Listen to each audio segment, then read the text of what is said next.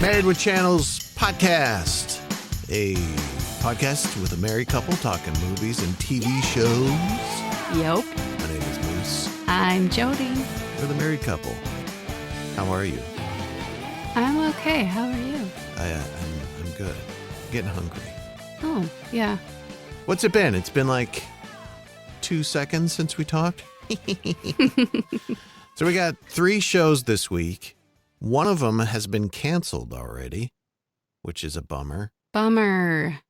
We'll get to that in a second. Let's start off with one of our favorites, Tokyo Vice, Season 2. 2. Tokyo Vice, Season 2. Let's see. It's on Max. It's an HBO show. It's on Max, blah, blah, blah, blah. But I think we've already kind of run through like why the show is so good the last time we talked about it. Yeah.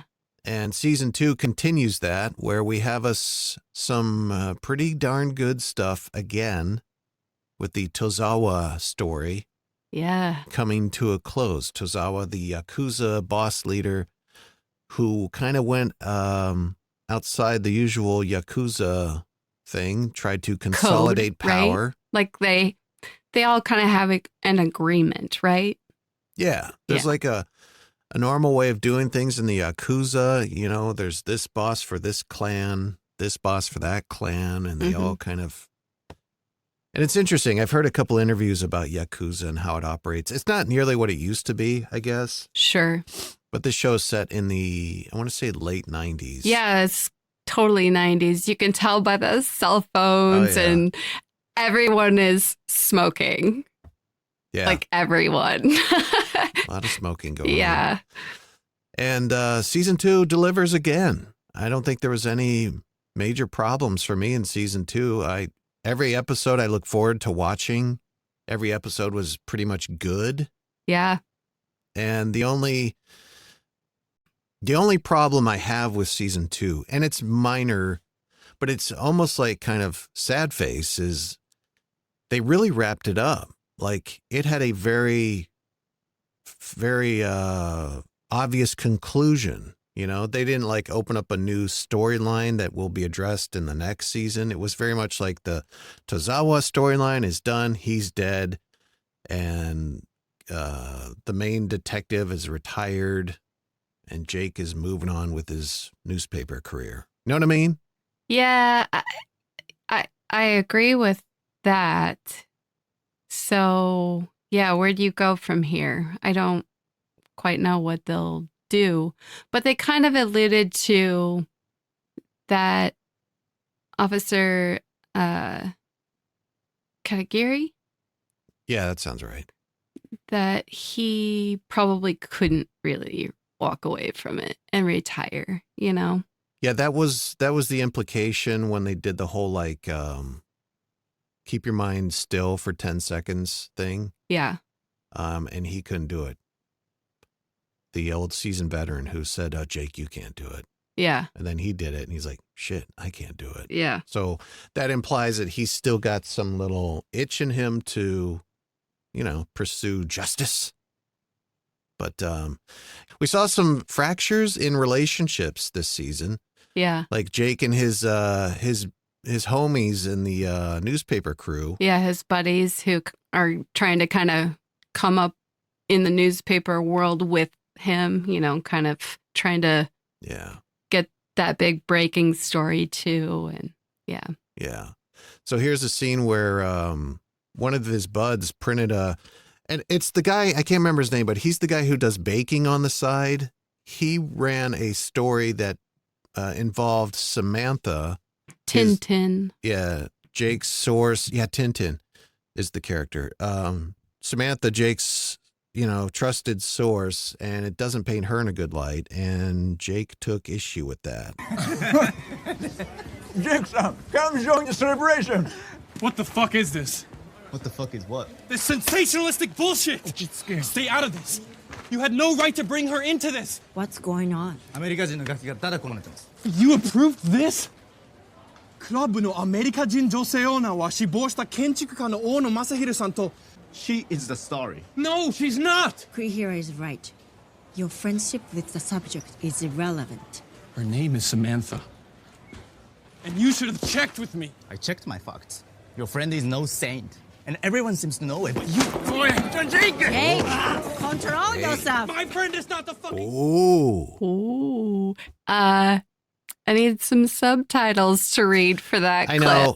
Well, it's tough to get audio from. You're just going to have to. Yeah. No. We get the gist of it. He's upset with Tintin, and, that's Well, how and I just want to mention that for viewers, you will be reading a lot of subtitles for this series, but it's well worth it. It's so good. So, yeah. An interesting plot lines developed where Jake gets romantically involved with Tozawa's mistress. Girlfriend. Yeah. And then you have...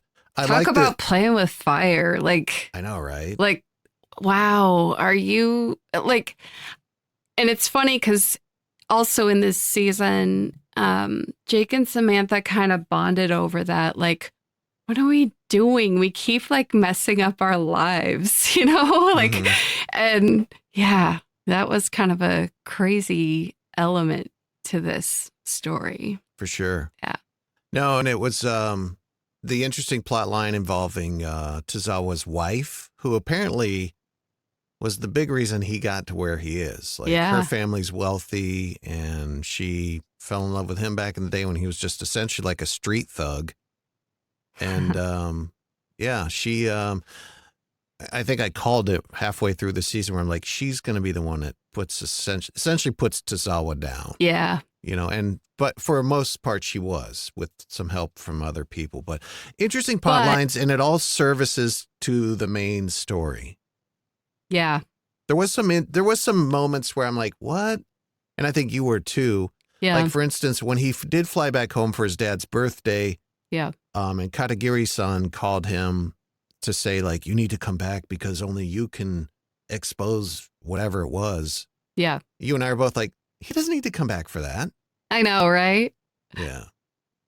So that was a little And I thought the girl who played the mistress that Jake was dating, like, she wasn't that good of an actress. Not a major, qualm, but sure. It's minor. Like we've said many times, Tokyo Vice is such a good show that, it's almost like, who cares?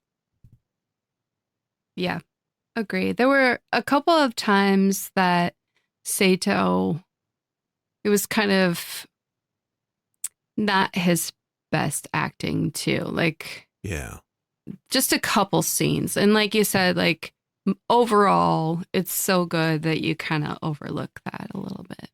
Yeah, it's interesting when you have a good story and everything else is in place. You're willing to look over a couple little, blemishes, shall we say? Sure. Who I thought was really good was, and it came to a great conclusion, was the he came on board. He came out of prison, and he was the second in command to the Oyaban, which is essentially the boss. Yeah. I think Hayama was his name. Sure. Anyway, he started throwing his weight around after the main Oyaban got killed. Yeah. And eventually the troops rallied around behind Sato, especially in the bathhouse. When it was ultimately Hayama's end. So that was cool. That was interesting. I mean, it's a good show. Like, you got some intrigue, you got some action, you got some just almost like political games. And kind of family relationships too, sure. A little bit like of that Sato was on. trying to get his brother out of that life, away from it, Yeah. There's complication with Jake and his family, and Right. even Katagiri and his children and wife, he's still pursuing this, even though, the Yakuza has made threats against his family. And Yeah. so, anyway. I just hope that they bring it back for season 3. I feel like there's still plenty of stuff you could do. Yeah, if, as long as you keep executing that well. And Right. so far, so good. So, yeah, bring it back. Yep. Tokyo Vice season 2. Yeah. Definitely a show you should check out on HBO and/or Max. You got it. Anything else there, Jody? No, that one's good. Moving on to Death and Other Details. We've been wanting to talk about this for a while. Yes. And sadly, this is the one that was not renewed for a second season. And for those who don't know, Death and Other Details, Mandy Patinkin is kind of your main star. You had some other recognizable faces here and there. But basically, it's like Agatha Christie on a boat. And it had some quirkiness about its main characters that were endearing and a little different of a... It was almost like in the Agatha Christie, you have the Poirot characters... Or Columbo, you have Columbo, where they're the main detective. This one, it was more like you had the main detective, but he was almost like shepherding and mentoring another person to help solve the case. Yes. Also, it was a little bit different than some of those shows because it wasn't just following them through the story and the mystery. Mm-hmm. It kind of follows every character and their story surrounding this mystery. Yeah. So that's pretty cool. You got into some of the other characters there, and it was very much, some twists, some turns here and there. Yes. Basically, the bottom line is there was this cruise ship that was chartered by this billionaire. And they get on board, and all these people are invited. And also one of the invitees is the main detective guy, the private detective played by Mandy Patinkin. And then all of a sudden, somebody on board is murdered. And the whole premise is we got to find out who killed him. But it then turns into this other thing, how there's this ominous figure that's kind of pulling the strings on a lot of stuff. Yeah, like a very well elaborate run blackmail crime syndicate, essentially, right? Yeah. So yeah, there's this one head figure and has, eyes and goons everywhere. Yeah. To essentially blackmail people, and it's almost, there's some other issues in this show too, because he kind of does it as like a moral judgment, like, oh, what these people did was wrong, so they're going to get blackmailed, Yeah, and you have some twists, like I said. You have some interesting character arcs, and there's I don't want to give anything away, but there's a flashback or two involving one of our main characters, and the person she was dealing with just didn't look right. Yes. It just looked off. Yes. And after you view the whole season, you're like, oh, okay. And that's where I'll leave that. Yes. But, some interesting, and you had some corporate malfeasance, some corporate espionage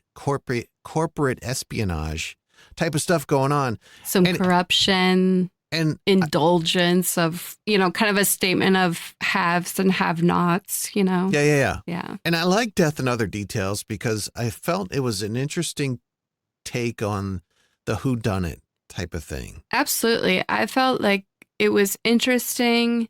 It was a fresh way of doing that. Yeah. Yeah. Yeah. And I like that it was on a cruise ship that provides almost like a confined space where people can't, leave. Yeah. And I feel like some of the exterior shots were obviously CGI and a little off-putting, but overall a good show, and it had a very classic feel about it, very nostalgic feel. It's set in modern times, but the guy who owns the boat says he went out of his way to, refinish and retrofit and get all the classic accoutrements in there. And that comes through in the presentation, the production design of the show, I think. Cool. Yeah. But unfortunately, we won't get any more because Death and Other Details was not renewed for season 2. Sorry. But, I mean, this is still a good one to watch, I think. Yeah, I think so. And that's why I don't want to spoil anything from the show because it's on Hulu. and it's still there. You can watch it. I think we both recommend Sure. people go check it out. Yeah. You know, a little whodunit never does anybody. There's a reason why whodunits have been around for like ever. Yeah. Because it makes you think, makes you want to solve it. Death and Other Details. Go check it out on Hulu. Anything else there? Nope. All right. Moving on to an Apple TV Plus show called Manhunt, which is about the hunt for the assassin of our 16th president, Abraham Lincoln, John Wilkes Booth.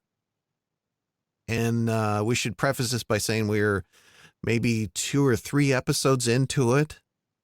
But it's a, what are you doing there? You okay? Yeah, I'm fine. I was looking gotcha. it up.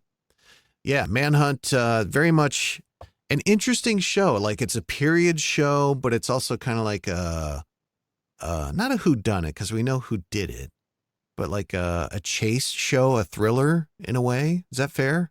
Yeah, I kind of viewed it as it's a historical event, and you're right. We already know who done it, but it kind of feels like a profiler show. You know, like some of the other shows we've watched that kind of deal with like FBI profiling. It almost kind of feels like that, but set in a period. Yeah. A long time ago. So. And I know this is based on a book of the same name. What I don't know is how true to real life it is. Sure. Like, for instance, the guy leading the hunt for John Wilkes Booth is the Secretary of War, which is not usually in the purview of the Secretary of War. But, you know, these are extenuating circumstances, so maybe it is. Maybe. I mean, you didn't have the large agencies that we do now to, you know, solve crimes. Mm-hmm. You know, the FBI didn't exist. We didn't have Central Intelligence Agency, right. You know, we didn't have those things back then. So maybe that is exactly who would do that. I don't know. Yeah.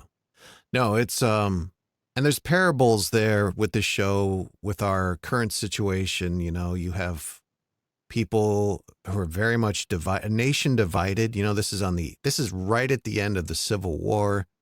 Yeah. You know, a lot of people are still anti, union. You have people in the union who are, you know, Southern sympathizers and helping. It's interesting. Like you see people helping John Wilkes Booth. You know, there's a doctor that helps him with his broken leg. And then you have kind of discussions about slavery and, you know, but it's a fascinating show. And, you know, as a kind of a history geek, it's cool to see this kind of play out, you know? Yeah. And I knew about this history and I knew that it was John Wilkes Booth, but I didn't know the full story. Like, what were his motivations? How did that happen? I don't know if, you know, it's kind of something that, if this is kind of true to how it went, like, well, this is fascinating because it's kind of, politically charged, motivated, you know? Yeah.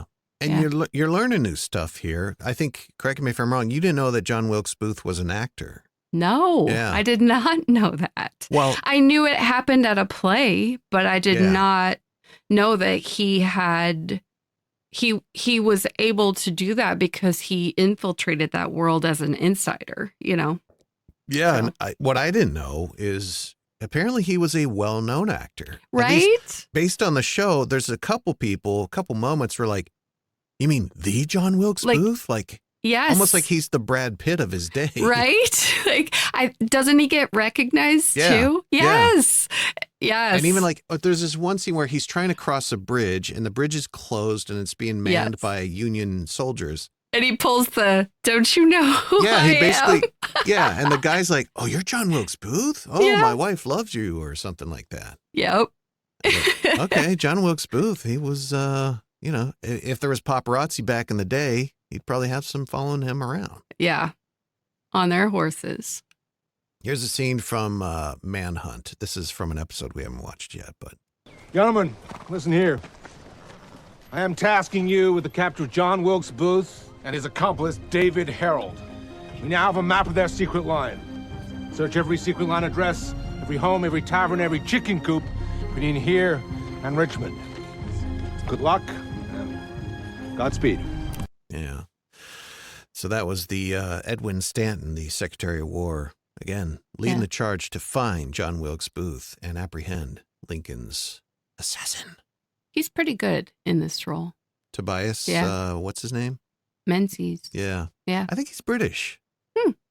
That's always kind of a little, like, oh, okay. Yeah, born in London.